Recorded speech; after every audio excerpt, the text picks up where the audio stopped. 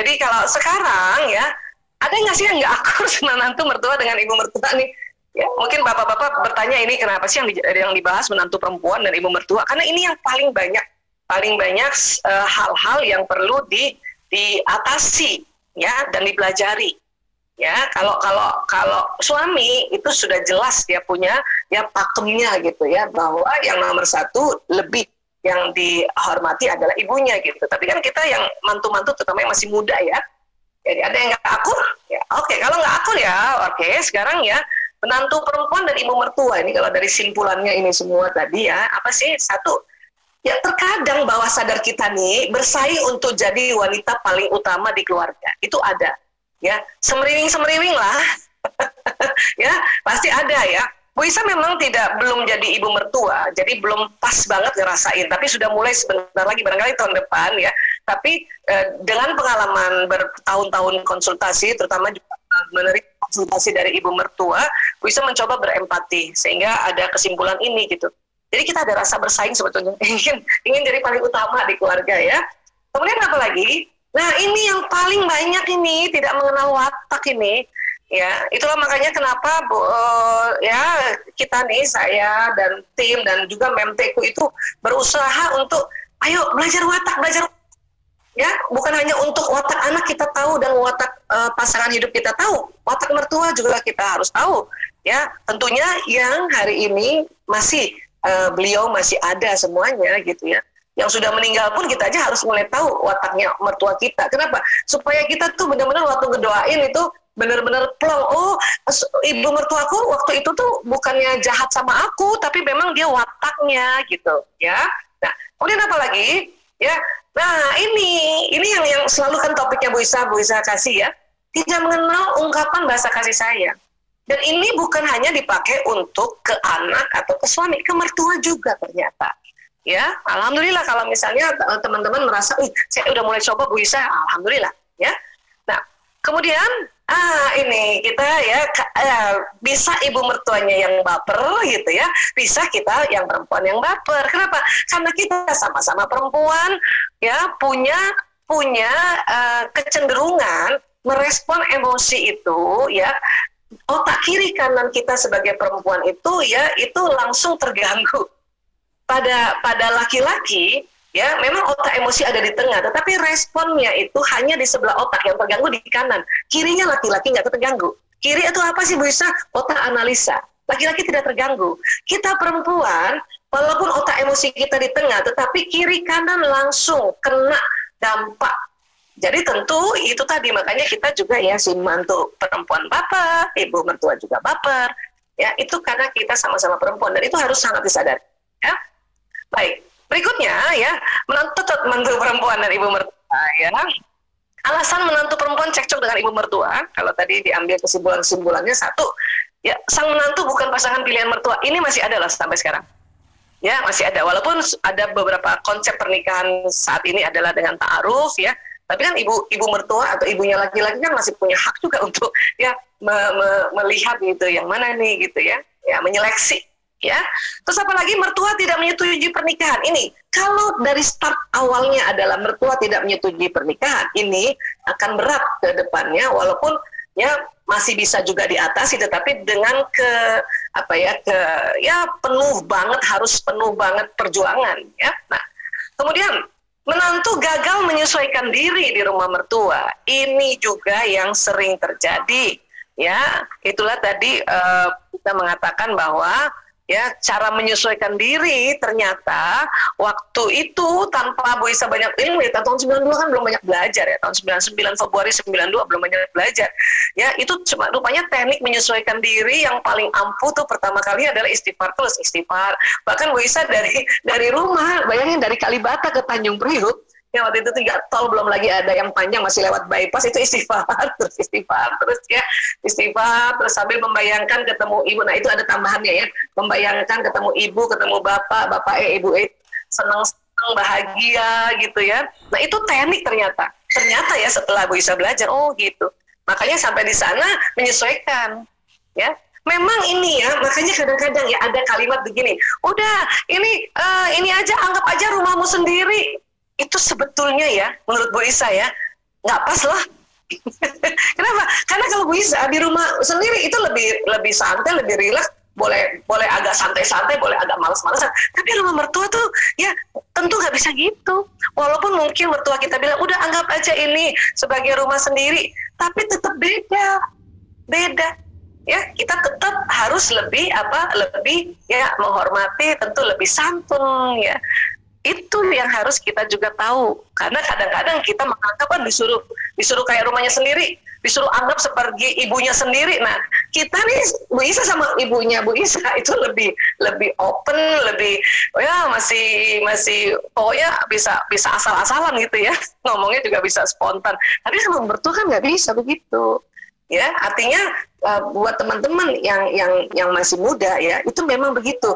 Pada ibu mertua ini jauh lebih santunannya, lebih jaga kita punya ya akhlak, itu lebih berat tentunya.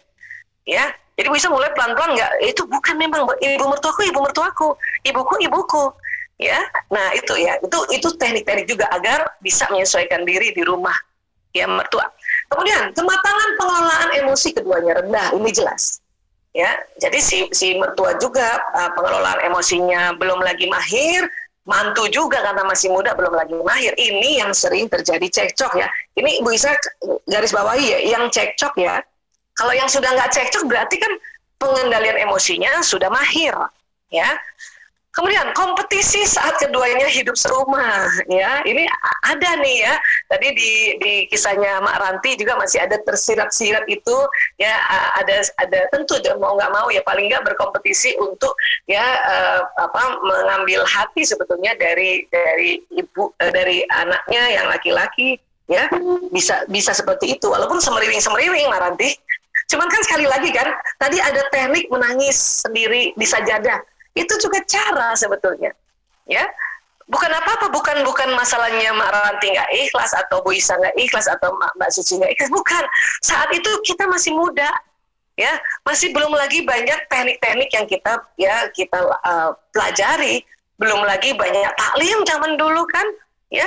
Artinya ya maafinlah diri sendiri bahwa waktu itu aku masih muda gitu ya. Dan yang sekarang yang masih muda dan sudah mulai banyak ya seminar-seminar dan taklim-taklim itu sangat bersyukur banget ya. Kemudian apa? Ini lihat rebutan perhatiannya suami atau anak laki-laki. Nah, ini yang menjadi ada kompetisi tadi. Ini yang bikin cekcok. Ya. Nah, kemudian ya, jadi kalau ada masalah dengan ibu mertua gimana sih? Ya curhat sama suami atau orang yang terpercaya. Tadi Mak Ranti sudah ya membuat satu gambaran itu langsung, walaupun jarak jauh ya Mak, telepon gitu ya, ya. Pak Uci pasti juga tuh ada apa tadi kan sama ya curhat sama Mas Yudi ya. Buat teman-teman sahabat-sahabat Villa yang sebagian mantu sudah kayak gini ya, itu udah benar ya. Aduh Bu Isa, saya ngomong sama suami malah dimarahin. Ya sudah, carilah orang terpercaya. Tadi sudah ada satu contoh juga di dalam kisahnya Mak Ranti itu, ya beliau percaya sama Mbak Ari sebagai sahabatnya, ya. Nah, cari ya sahabat yang betul-betul terpercaya. Atau sekarang kan sudah banyak juga ya di bertebaran terapis-terapis, konselor-konselor pernikahan, atau teman-teman psikolog ya, atau tenaga-tenaga profesional, ya bolehlah ke situ. Kenapa? Karena begini, perempuan itu ya kalau dia ada masalah nggak bisa dipendam. Masalah itu akan muter-muter di otaknya, ya, dia tidak tersimpan, itu bikin susah. Makanya mengapa let's talk, bicaralah.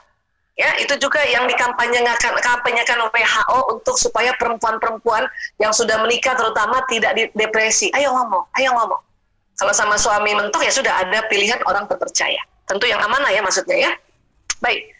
Nah, tidak membandingkan dengan mertua teman. Jadi kalau teman cerita mertuanya, kita berbahagia aja.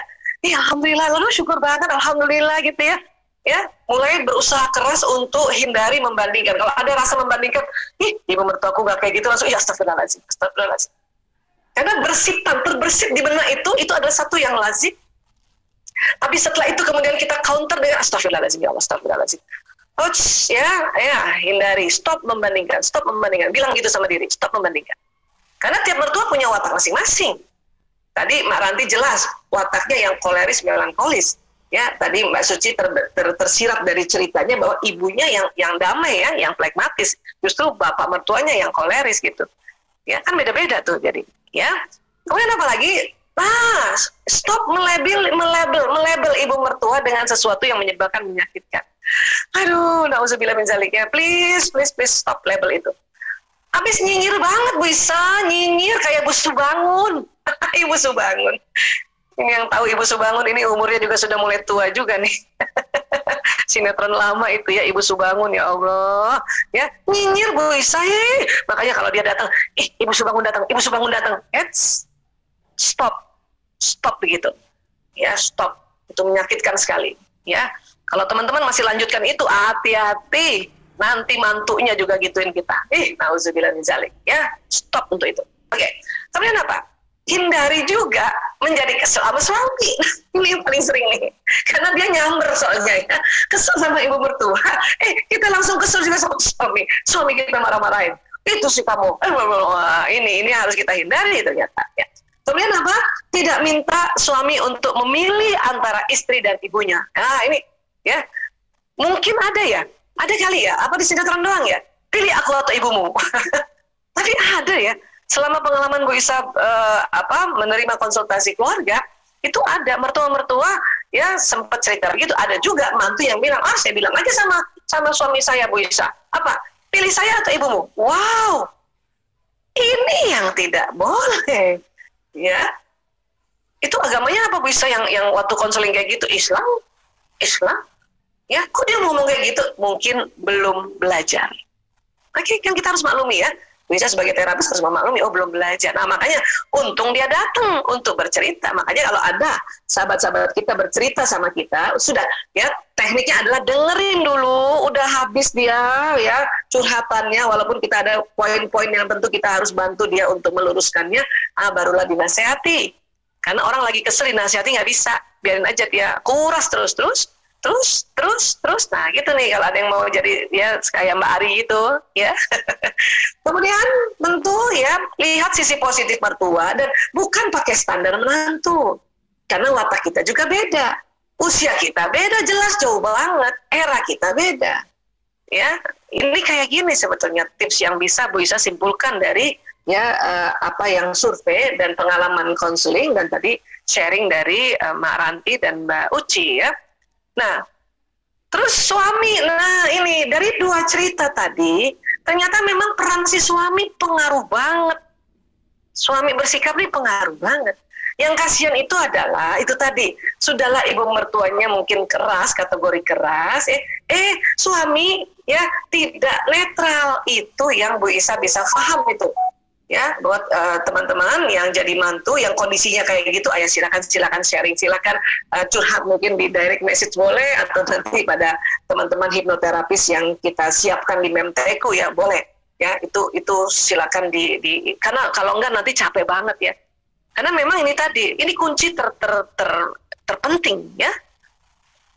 Menenangkan istri, tadi jelas sekali, Mas Kris menenangkan, Mas Yudi menenangkan, walaupun lewat telepon, walaupun ketemu langsung ya. Kemudian apalagi hindari untuk memarahi istri ya. Insya Allah para ayah, para suami yang ikut seminar ini adalah suami-suami yang seperti ini ya. Kenapa? Dengan mau ikut seminar aja itu udah jelas banget ini suami-suami yang sikapnya sikap yang menenangkan istri dan selalu menghindari marah ya. Kemudian apalagi dengerin. Jadi buat bapak-bapak, please ya, Bu Isa kasih tahu ya, mungkin udah sering juga dengar seminar umum ya, perempuan itu cuma kalau didengerin. Karena dia kalau udah dengar, udah ngomong, udah curhat, habis-habisan curhat, itu udah tenang, dan nanti kita sadar sendiri, oh iya, kayaknya aku yang salah gitu. Jadi dengerin aja curhatannya istri, dengar. Tapi tentu dengerinnya dengan sepenuh hati, ya. Maksudnya sepenuh hati, bikin itu, ada namanya validasi emosi. Iya, mama memang gitu watak bawaannya, wajar aja kalau kamu kesel, gitu. Jadi kita, suami kan memvalidasi emosinya si istri, sehingga ini membuat si istri tenang lagi bahwa oh saya ada pegangan kok gitu ya. Nah setelah itu pun si istri nanti setelah suami pergi tinggalin atau pergi bekerja lah suami, istri juga mikirnya gini, aku kok yang salah, emang aku yang selalu terlalu lama di kamar, memang aku yang, kalau sudah curhat habis-habisan, ini harus dipahami. Bu Isa susah banget suami saya, malah saya dimarahin, malah boro-boro dia nenengin, malah dia ya, malah apa yang saya omongin disampaikan lagi kepada ibu mertua saya gitu kan. Nah ini yang memang kasihan memang kalau kondisinya kayak gini ya. kayak gitu masih bisa Bu Isa. Itu satu adalah ya curhatlah sama orang yang terpercaya itu dulu. Kenapa? Tapi pengennya sama suami sudah, kan udah tahu suaminya kayak gitu, ya.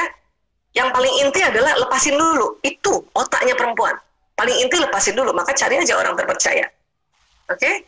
Ya? Oke. Nah sekarang, ya. Ayo sekarang, ayo menantu perempuan nih, yang buat menantu perempuan dulu ya. Ya, minimalkan konflik dengan ibu mertua. Caranya gimana Bu Isa? Cari tahu gimana sosok ibu mertua. Memang ini lakukan sebelum menikah, ya. Tapi setelah menikah makin cari tahu. Nah ini kalau kita bilang sosok, ini akan bicara tentang watak, bicara tentang bakatnya, bicara tentang bagaimana pengungkapan bahasa kasihnya, itu sosok.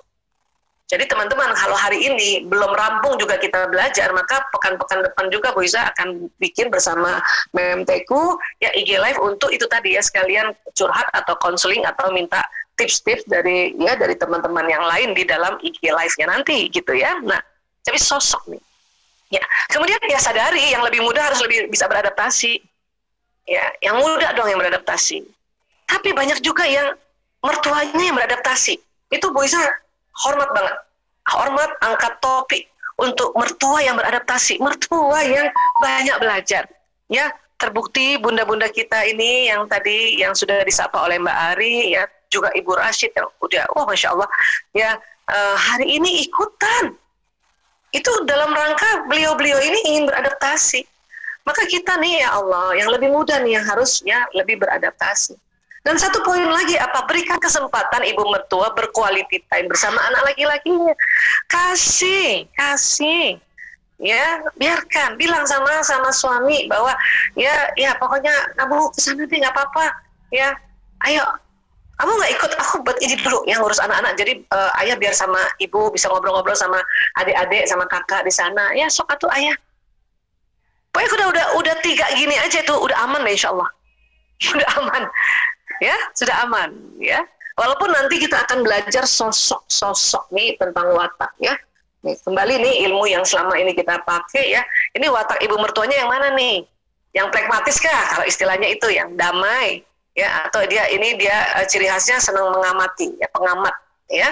Nah, atau yang ibu mertua yang tadi ada hasrat sempurna, pokoknya harus rapi ya, harus pokoknya, makanya selalu tanya tuh ya, kamu bajunya begitu, anakmu kok tuh bajunya kotor, kamu mandiin anaknya sih. Itu bisa jadi mertuanya itu yang hasratnya memang sempurna dan ciri khasnya pemikir, apa-apa dipikirin dan selalu nanya kenapa kamu gitu, kenapa kamu gini. Kalau si mertua atau orang tua atau ya itu tadi mertua kita, baik ibu mertua maupun bapak mertua yang pragmatis, dia nanya gimana kamu, gimana, itu ciri khasnya juga.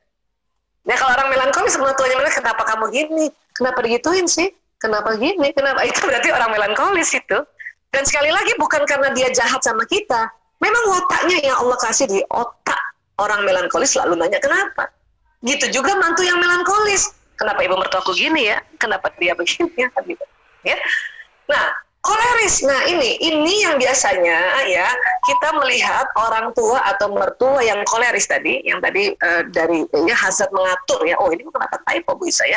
Ya, hasrat mengatur yang tadi lewat ceritanya Mbak Ranti ya, bahwa ibundanya hasrat mengatur, udah ngatur, terus ini lagi ya sempurna lagi ya. Bentar ya Bu Isa, sekalian typonya ini nggak boleh ada lagi dong, ini harusnya sudah oke ya. Jadi kalau kita menemui ya watak ibunda yang koleris ya, itu bukan jahat loh dia ya ibu mertua ini memang di otaknya itu hasrat ngatur, senang ngatur. Justru karena dia kolerisnya itu makanya dia sukses ya, dia sukses ngurus anak-anak termasuk ngurus suami gitu. Nah ini selalu tanya apa itu ya, kamu mau apa apa tujuan kamu kasih masuk anakmu sekolah di misalnya gitu ya, kamu bikin apa aja sebagai istri ya, itu selalu ada kata apa ya, itu berarti watak yang koleris, memang dia pelaku ya, dia bekerja banget ya. Nah ada satu lagi watak mertua yang sanguinis, itu yang gembira, yang seneng ngobrol bisa cekakak-cekikik gitu sebenarnya. Nah pasti kalau datang mantunya nanya siapa ya, sama siapa nak ya, kemarin kamu sama siapa aja, temenmu siapa aja sih, itu siapa nak kamu sama siapa sih? Nah, itu biasanya orang tua yang sanguinis, yang hasratnya gembira dan pembicara. Dan kita selama ini belajar juga watak itu dua kombinasinya. Yang atas dengan atas kah, bawah dengan bawah kah, atau atas bawah yang sejajar. Nah sekarang kebayang nggak kalau ya mantunya yang misalnya nih kita belajar ya. Nah kita belajar dulu bahasa kasihnya ya. Kalau punya mertua yang damai orangnya, ngalahan, selalu tanya gimana sayang, itu beliau ini senang sekali disentuh fisiknya. Jadi mantu perempuan tentu kalau ngobrol usap-usap belakangnya, pegang tangannya ya. Itu kalau punya mertua yang wataknya pragmatis, yang damai. Ya, watak lain juga senang disentuh fisiknya, tapi yang watak damai ini setiap hari ya minta ya sebisanya. Atau pokoknya kalau mantu datang ke sana ya segeralah bikin sentuhan fisik. Oke? Nah, sekarang kalau yang mertuanya melankolis, apa sih sebetulnya? Waktu berkualitas. Dia senang mantunya ya nemenin dia ngomong, walaupun dia ngomong cerita lama dulu, diulang. Karena memang di usia kita makin bertambah, ya kita sering repetisi, kita sering mengulang cerita karena memori waktu masih muda, ya itu masih lebih ingat di otak kita, makanya kita cerita, mama dulu, bunda dulu, ya ibu dulu, ya umi dulu, ya udah nggak apa-apa, dengerin aja. Kan kita sama-sama perempuan kan, tahu kan kalau perempuan itu harus didengerin, ya sudah dengerin aja. Oh gitu ya. Ya, pantang bilang, "Oh, udah dibahas. Gak usah bahas lagi." Itu pantang. Ya, udah tahu aja dalam hati. Malah kalau perlu jadi tambah paham. Sesuatu yang diulang itu tambah paham. Paham diulang jadi tambah sadar. Ya. Oke? Nah, terus kalau yang koleris, apa sih? Pelayanan.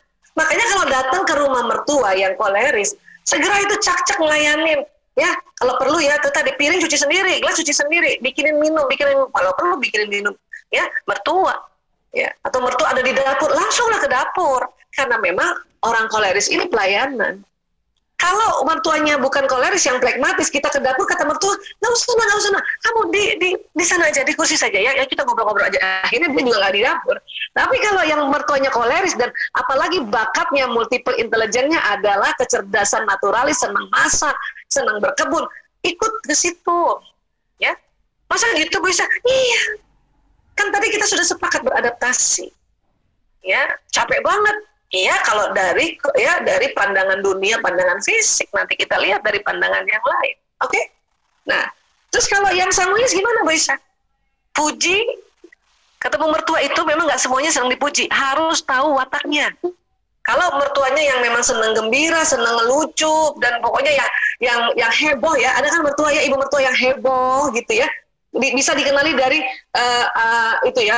berani. Udah usia aja masih berani pakai merah, orange, kuning, itu berarti mertua Anda itu yang sanguinis. Ya, beliau itu bahasa kasihnya, baterainya adalah kata-kata pendukung, puji, berpihak. Wah, setuju Mami, setuju Bunda. Ya, Umi, aku setuju banget tuh Umi mikirnya kayak gitu. Keren, oh Masya Allah, cakep banget Umi bajunya. Walaupun atasnya ya orange, bawahnya kuning kan, misalnya gitu. Ini harus tahu. Ya, karena ini sangat efektif. Tentunya waktu kita mengungkapkannya itu ya dengan Bismillahirrahmanirrahim. Nah, itu jatuhnya ibadah. Bu Yusuf, bukannya satu lagi tuh ada tuh hadiah ya? Iya, hadiah ini biasanya pada watak yang koleris atau yang melankolis. Jadi perhatikan, yang punya mertua wataknya koleris itu harus jeli. Dia yang nomor satunya pelayanan apa hadiah? Atau hadiah dan pelayanan. Ya, itu yang dilakukan. Bawain hadiah dong. Atau yang watak mertuanya nih yang pemikir, yang tanya kenapa, ya itu bisa antara waktu berkualitas atau hadiah. Harus jeli di situ. Kalau memang dia yang melankolis hadiah, bawain apa-apa ya, martabak kayak apa pokoknya deh. Walaupun dia akan tanya kenapa martabak lagi sih? Iya Bu, maaf ya Bu, ya misalnya gitu, maaf ya Umi, ya ini yang paling gampang dibeli. Ya, jangan juga, ya duitnya cuma segitu, ya gimana lagi ya. Hindari untuk itu. Ini yang paling gampang Umi kemarin itu dibeli, jadi lebih mudah, jadi bisa cepat ke sini, bisa kayak gitu. Ya, ini penting banget. Ya, penting banget antara watak menantu mengetahui watak mertua, ini penting banget. Ya, oke, sampai sini dulu.